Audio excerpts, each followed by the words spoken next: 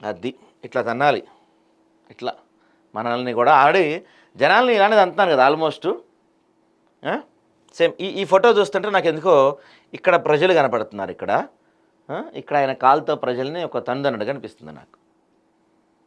ఇప్పుడు మెస్సీ వస్తున్నాడండి తెలంగాణకి, గొప్ప విషయం, మంచి విషయం, నేను కాదంటలేదు.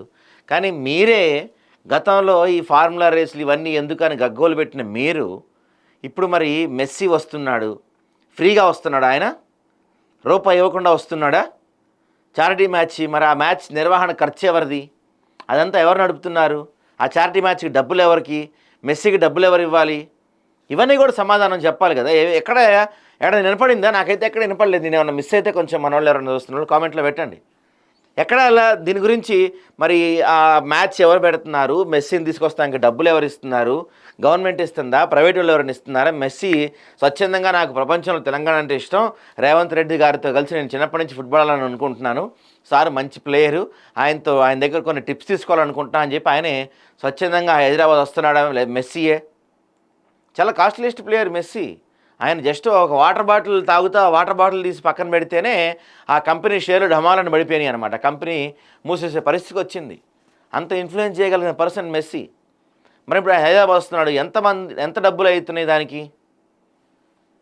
డబ్బులు పెడతామయ్యా మేము తీసుకొస్తాం, ఎందుకంటే అది ఒక గొప్ప విషయం, ఎందుకంటే ఆయన్ని బాగా ప్రొజెక్ట్ చేయాలి, తెలంగాణని గ్లోబల్గా బాగా చూపించాలి, హైదరాబాద్ని గ్లోబల్ ఈవెంట్గా మార్చాలి అని మీరు చెప్పచ్చు. ఓకే, మీ యొక్క ఒపీనియన్ అది కాదంట్లా.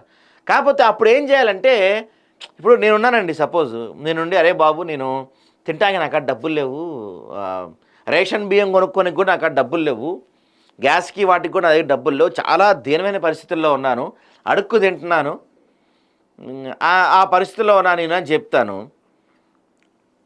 చెప్పినప్పుడు నేను ఎలా ఉండాలి? అలానే ఉండాలి కదా.